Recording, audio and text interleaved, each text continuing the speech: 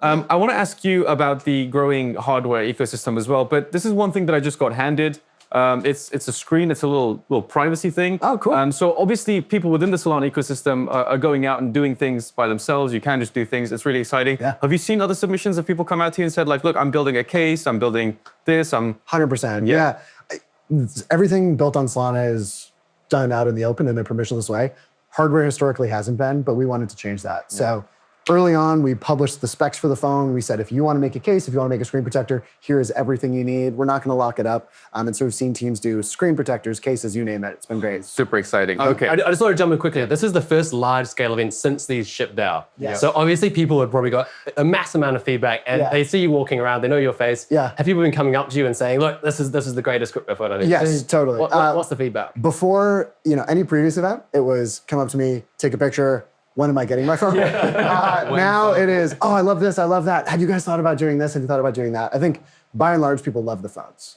And we've seen that in the data, right? We know that there's a lot of people using these all the time, but to hear the qualitative stuff from people directly, here's how I'm using it, here's how I love it, has been incredible. It's like the best part of coming to these. Just what are people using it for at the moment? Is it as a wallet? Is it sort of on the go, making payments? I guess you have that granular data. Yeah, we do. We have a bunch of different user types. Yeah. I think the two big ones are, one, we have a lot of people who are trading on the go, right? So it's like, crypto markets are 24/7. Yeah. You can't be on your desktop 24/7. And so people are bringing their phones, they're trading. As news shifts in the middle of the night or the middle of the day, they take advantage of that. That's one. Second, we've seen a lot of games. Mobile's a really great platform to build games on. We've obviously seen it over the last 20 years. There's a lot of really interesting games that have been built for our store. And so we have a lot of power users who are playing a lot of games. Is that like the younger sort of audience? I don't have the age data. I myself am not the world's biggest gamer, but there are a handful of games like Crypto Fantasy League that I've myself have started to use a lot. Yep. So yeah, I don't know exactly who's doing it. But my girlfriend's seen me play some of the games on there, and she's like, "What are you doing? Like, you're a grown man." It's a slippery slope. Yeah, it's very fun. Stuff. On the trading activity, is that mainly geared towards very traditional hypercentric trader-focused professional apps, or is that more towards the retail crowd, swaps or social trading? Yeah, it's definitely. We're surprised because we expected a lot of our users to be more of like that pro degen user, and we definitely have those. But there's a much bigger percentage of seeker users who resemble the standard retail trader than we had imagined. A lot of people who bought these phones weren't hardcore Solana people, weren't the type of people to come to Breakpoint, but saw this as the best way to access crypto on the go, and they took a flyer on us. And so yeah, we've seen a lot of that kind of traditional neobank to centralized exchange to self-custody journey kind of terminate here, which is great. That's great. That's kind of the decentralization of funnel, self-custody funnel playing out in real time, which is actually one of the fundamental ethos of why you did this in the first place. Totally. That was very validating. Yeah. I wouldn't have expected that, but now that you say it, it kind of makes sense that people who are very skeptical of the industry as a whole, maybe saw sort of headlines in 2022 and thought, I'm not going to touch that with a 10-foot pole, see that you're releasing a very physical, tangible device that they can hold and think, well, if they're producing a phone, how dodgy can it be? Yeah. Right? And that's maybe a great way for them to come and explore the ecosystem, put some assets on chain. It makes sense. But if you'd said that to me 12 months ago, I'd have been like, nah, maybe it's not the best. I'll be totally honest, it surprised us. Yeah. Right? Like we knew that we were going to have the hardcore Solana audience signing up to buy it because it's kind of like a rite of passage. Like if you're really into it, you've got one of these. But to see so many people who are not that, they're not the people who have been coming to Breakpoint for the last 5 years. Yeah. But they care about the future of digital assets and self-custody. Those are the people who have made up like a huge percentage of our users, which is amazing. And I think everyone that uses it, regardless of how degen they are or how recently they've dipped their toes into crypto, they're going to be excited about this airdrop. Yes. Right? So I have a zillion questions about the airdrop. Sure. But just give me a high level of the thought process that went into that. 30% is a beautiful number. It's one of the biggest we've seen on Solana. Right? Yeah. So people are excited. How did you get that number?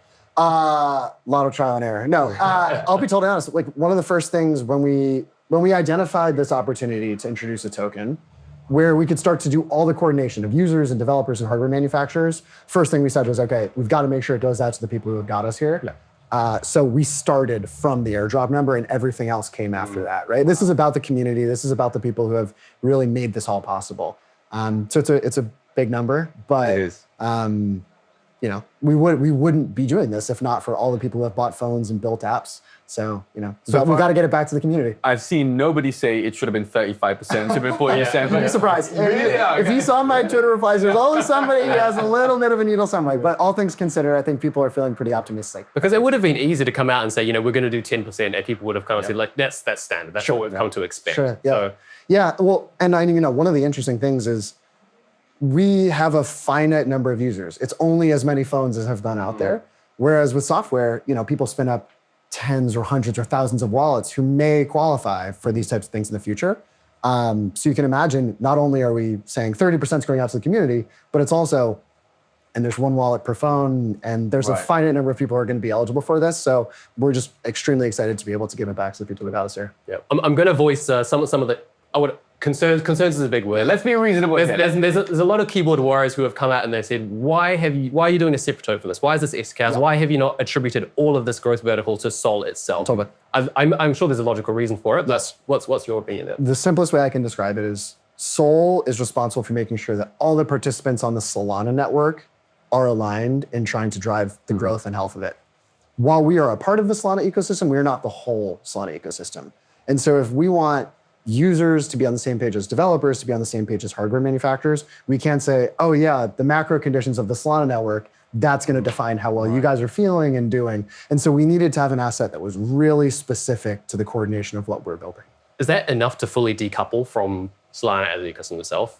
I think we'll always be super close to the rest of the Solana ecosystem in terms of how things perform. I don't know, TBD. But I think, without the Solana network, we wouldn't see such great apps, right? It's fast, it's cheap. So we'll always have the Solana network to sort of hang our hats on. But SKR is a new opportunity for us to build new flywheels and new network effects. Is it difficult to explain, let's say, hardware manufacturer or software provider has come to you and maybe it's the first time they're dabbling in sort of a decentralized situation and you having to explain to them in Web 2 terminology why there's a token and how value accrual mechanisms work. Is that confusing? Yes. Yeah. It's a lot of like baby's first token. Okay, yeah. But it's important. I think a lot of, obviously the last couple of years have been some ups and downs, but right now there's a lot of companies around the world who see their customers starting to transact on chain for the first time, right? So if you sell phones in Latin America and your customers haven't had access to banking historically, now they've got a new way to hold dollars. And so if you're a hardware manufacturer, you can do one of two things. One is let them go build a relationship with some neobank, or two, become a part of it, make it easier for them, make it more secure for them. And so while it takes a little bit of explanation, we're seeing that a lot of companies who have had zero crypto knowledge, zero crypto exposure, start to pick things up pretty quickly. And how do you begin that conversation? Is it, hey, look, we have a very active user base.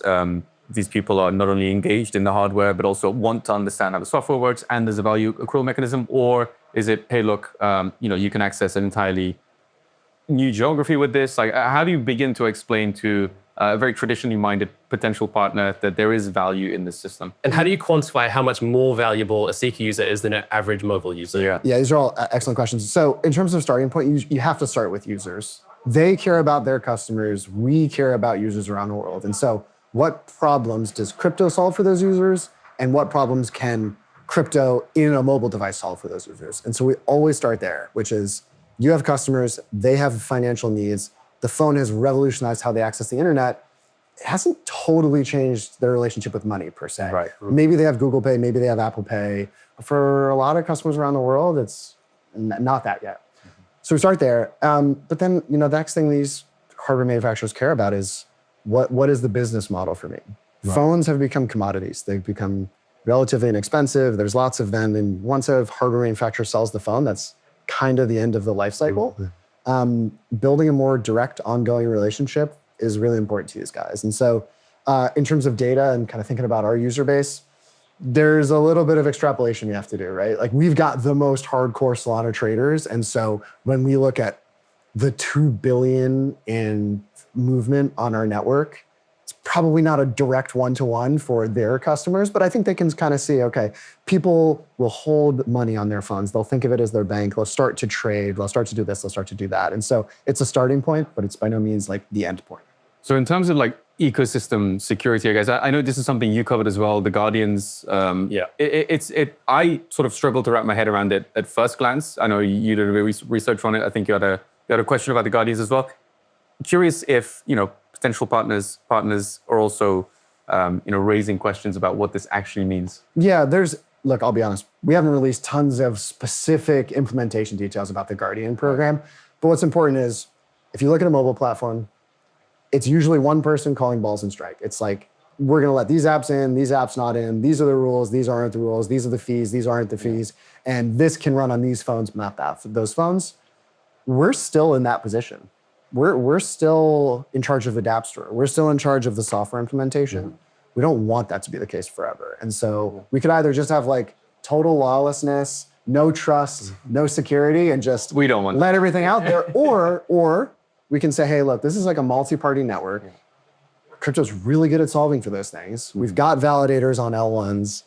Let's repurpose that concept and say, hey, there's a bunch of people who are responsible for maintaining the trust and security of the network as new entrants come on board so that everybody stays safe and has trust in the system. And so without getting too deep into the implementation details, that's how we think about Guardians. They're protecting the network. So is it easy to say that ideologically, Seeker Guardians are to the SKR economy what validators are to the Solana L1? Yes, absolutely. That's exactly everything about it. Yeah. And you should have told me that ages ago. Yeah, I think that's kind of the easiest way to wrap it up. Yeah. And how does one become a Guardian? Like, what qualities do you look for in the people who apply to join this kind of council? Yes, so it's still early days. We're going to have more to share in just a few, in 48 hours or so about potentially more there. But ultimately, this is going to become an open program. In the same way that there are some requirements to become a validator on the Solana network, there will be some objective requirements, but this isn't going to become like an invite-only basis program, right? We want there to be as much protection as is possible, and we want as many participants as is possible. And so you talk about having an open ecosystem, and part of that is expanding the hardware out to to OEM producers and manufacturers and getting this kind of outside the bubble that we live in. Yep. What are some of the most exciting conversations around there that you've had that you're able to drop us a little line? Okay, I would say two parts. The thing that I've been most excited about in conversations that we're having is there is this really obvious payments opportunity that a lot of hardware manufacturers are thinking about. And so we're thinking a lot about that, right? If you look at people in emerging parts of the world, access to the digital dollar is totally new and it's very crypto-centric. How can new types of hardware support customers' journey into new financial futures?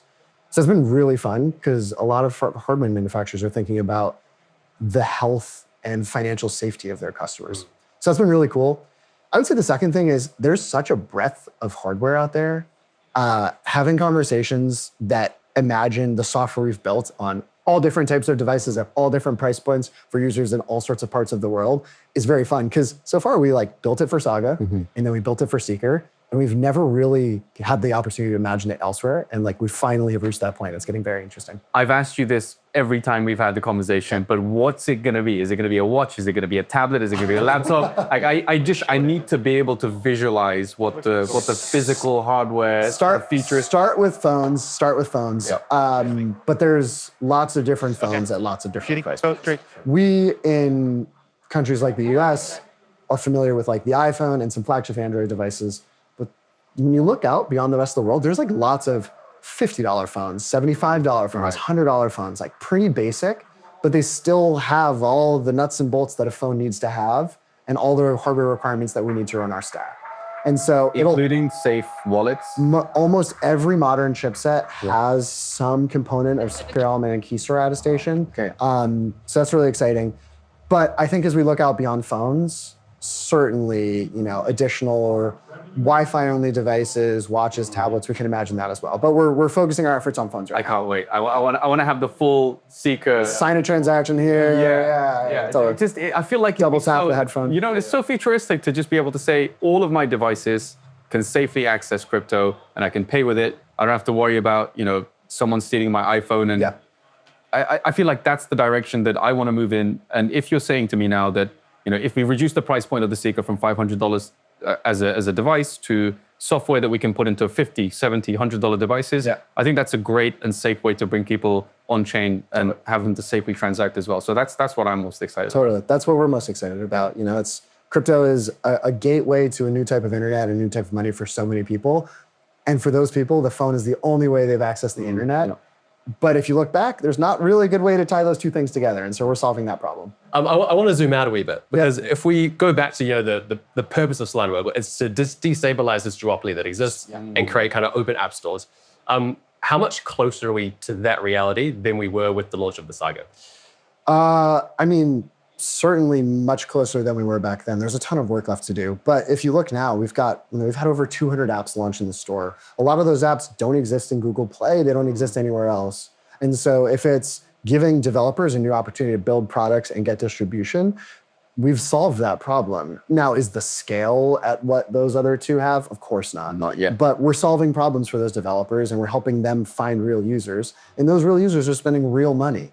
And so I would say on an absolute basis, we've solved the problem, but on a relative basis, there's so much room left to grow. Is it a battle of attrition where you make small incremental wins, or is there kind of one big obstacle, one big blocker that once you overcome, it's clear skies? It's mostly incremental. We have a lot of blocking and tackling with teams. I think the launch of SKR is going to give us a whole new way to attract developers and reward developers. And so I think that's going to be a pretty solid kick on the flywheel. But to date, we're fortunate. The Solana ecosystem kind of speaks for itself. Yep. They build for themselves. There's a lot of teams who just build great products. They don't need us. But then for other teams, they want a little bit of hand-holding. They want a little bit of support, and we're here to give them that too. So we're expecting a big splash when SKR. I think so. We've talked to a lot of teams who are curious to see how things go, and we'll have more to share about what developer grant programs and reward programs look like. But I think it's going to be in a lot of builders' best interest to build natively for Seeker. I have to ask you when it's going to happen. Well, we've announced that the token is launching in January. So that's about all I can say from the top. I was like, he's going to give us a number. We'll have more to say in January, but SKR is launching in January, and a lot of the important parts of that token launch are around our users, our developers. But the job is by no means finished. We'll have plenty Absolutely not. share. I just want to go back to something that you mentioned earlier about people wanting the phone, and like more so than a T-shirt. One of the games that I get on, Loot Go. Yeah. You walk around, you get points, you open these boxes.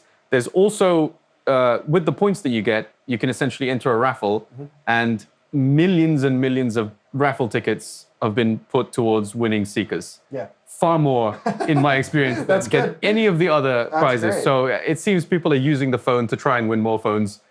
Surely that's what you want to see. Yes, totally. The hardest part of my job over the last 4 months has been people wanting their phone and not being able to get it. Yeah. I don't have people in my DM saying, I hate this, I want to send it back to you. It's only the other way around, which is, why is my phone not here yet? Or, we're getting new orders all the time and people expect us to ship them out in like 10 minutes. But it's a good problem to have. People wanting the problem, people wanting the product is much better than I think we're very used to instant gratification in this industry, right? It's fast, it's cheap, it works. You want to swap tokens, boom, you swap tokens. You don't have to wait for days. And there's not tons of teams here who have to think about all like the real world operations of shipping a product. Yeah. We've been in that world for a couple of years now. We're imperfect, but we're doing our best. And to end on a super, super, super bullish note, what's the single most exciting thing that you can sort of pinpoint about 2026? SKR launching in January is going to be the best. I think we have a big year ahead of us. Yeah. 2026 is going to be huge. Undoubtedly. 2025 was about proving that we could do it, proving it was real, proving that 150,000 people would use phones. We've done that. Now we get the opportunity to really scale that up. So I'm very excited. Unfortunately, I'd love to keep talking to you, keep bringing you on the T-Pin ecosystem. We've got so many questions, but we don't have any time. Is there something that I'm missing that you're just itching to get out? I think we've covered as much as we can at the time we have. Yeah, unfortunately, we're not going to get a date out of you, it seems. So we'll be upstairs to Stay tuned in January. Maybe I'll tell you guys off camera. Okay, perfect. Unfortunately, that's all we have time for today. Emmett, Holia, thank you so much for joining us on Solana Floor.